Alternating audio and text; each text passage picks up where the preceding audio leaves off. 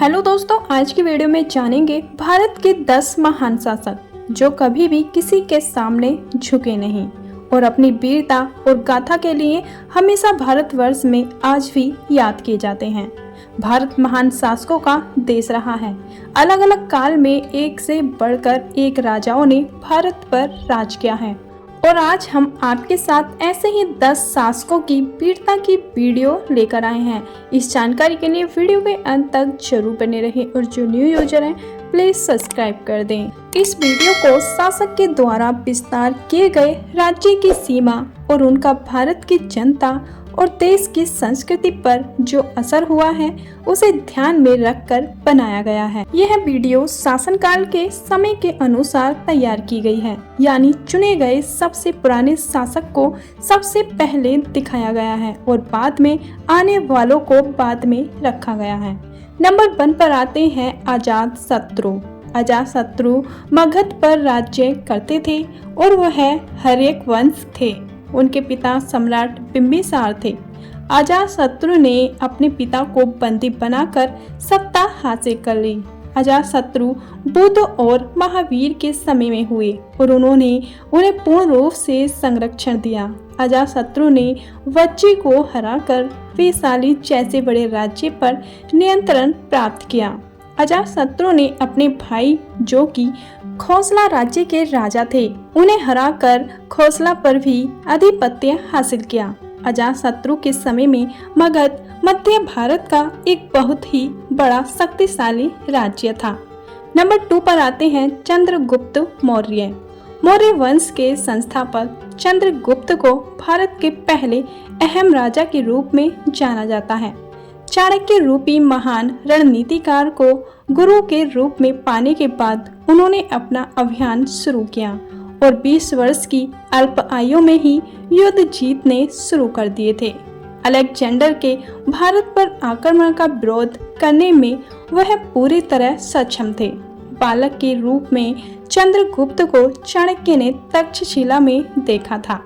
उन्हें बालक चंद्रगुप्त की प्रतिभा का भान हो गया और उन्होंने चंद्रगुप्त को उत्तम शिक्षा दी।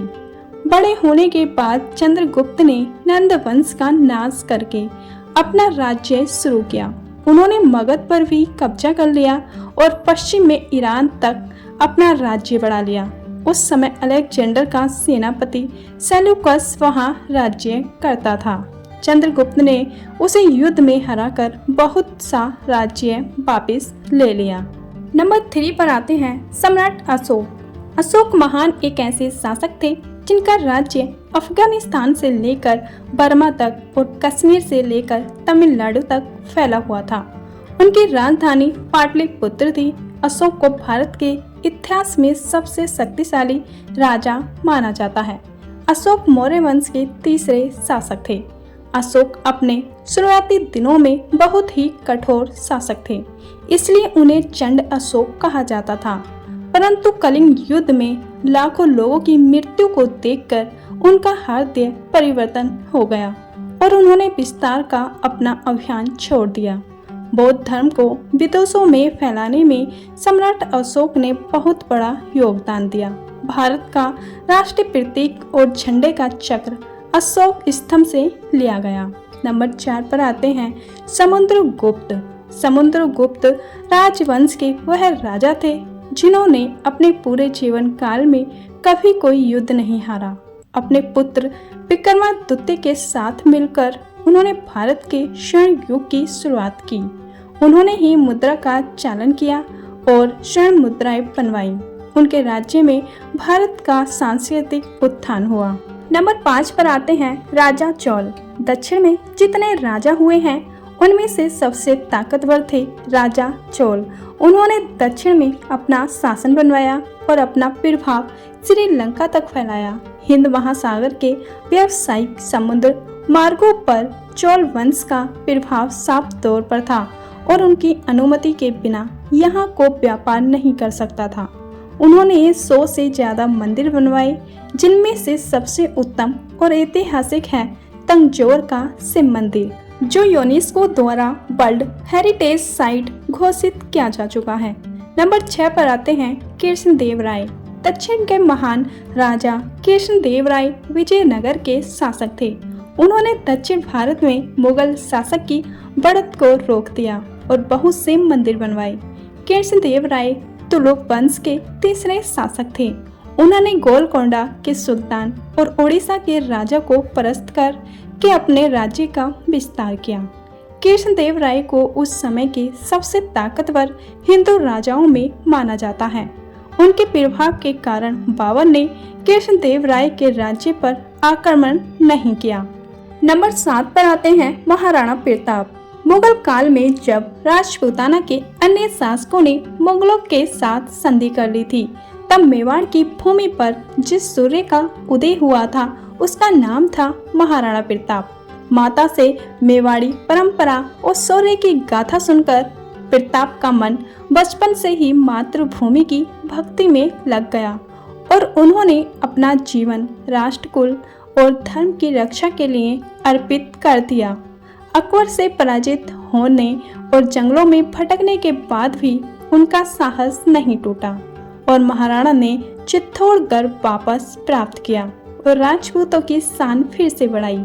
महाराणा ने प्रण लिया था कि जब तक वह चित्तौड़गढ़ वापस नहीं लेंगे तब तक न पलंग पर सोएंगे और न ही सोने की थालियों में खाएंगे। उन्होंने अपने कर्म के लिए राज्य सुख का उपभोग त्याग दिया। नंबर 8 पर आते हैं अकबर।